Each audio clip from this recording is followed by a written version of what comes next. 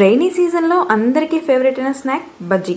ఈరోజు మిర్చి బజ్జీ ఎగ్ బజ్జీ ఎలా తయారు చేయాలో చూద్దాం వచ్చేయండి. మనకి కావాల్సినన్ని ఎగ్స్ని తీసుకొని 10 to 15 మినిట్స్ వరకు బాయిల్ చేసుకోవాలి. ఇప్పుడు ఒక బౌల్ని తీసుకొని దాంట్లో శనగపిండి, దానికి సరిపడా ఉప్పు, కారం అండ్ అలాగే జీలకర్ర, వామును వేసుకొని వాటర్ని కొంచెం కొంచెంగా పోసుకుంటూ మిక్స్ చేసుకోవాలి. ఎక్కువ వాటర్ మాత్రం పోసుకోకూడదు. నేను వీడియోలో చూపిస్తున్న విధంగా కలుపుకున్నారంటే మనకి ఉండలు మాత్రం ఉండవు. సో ఇప్పుడు సైడ్ ఆనియన్స్ కోసం ఆనియన్స్ని చిన్న చిన్నగా కట్ చేసుకుంటూ అండ్ అలాగే చిల్లీని రౌండ్గా కట్ చేసుకుందాం. ఎగ్స్ బాయిల్ అయిపోయినాయి కదా, ఇప్పుడు ఎగ్స్ని పీల్ చేసుకొని కట్ చేసుకుందాం. ఇప్పుడు ఎగ్ బజ్జీ కోసం స్టవ్ మీద కడాయి పెట్టి దాంట్లో ఆయిల్ని పోసి ఆయిల్ హీట్ ఎక్కేంత వరకు వెయిట్ చేయాలి.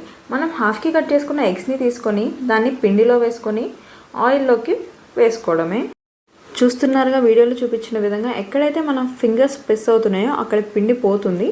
సో మనం ఎక్స్ట్రా పిండిని తీసుకొని ఎక్కడైతే పిండి లేదో అక్కడ మనం యాడ్ చేసుకోవచ్చు.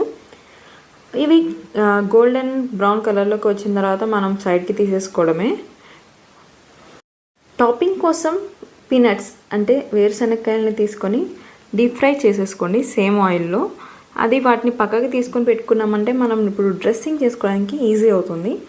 ఇప్పుడు ఒక్కొక్క ఎగ్ని హాఫ్కి కట్ చేసుకొని మనం ఇందాక చాప్ చేసుకున్న ఆనియన్స్ అండ్ ఫ్రై చేసుకున్న పీనట్స్ని వేసుకొని డెకరేట్ చేసుకున్నామంటే వేడి వేడి యమ్మీ and crispy egg bajji ready అయిపోయినట్టే.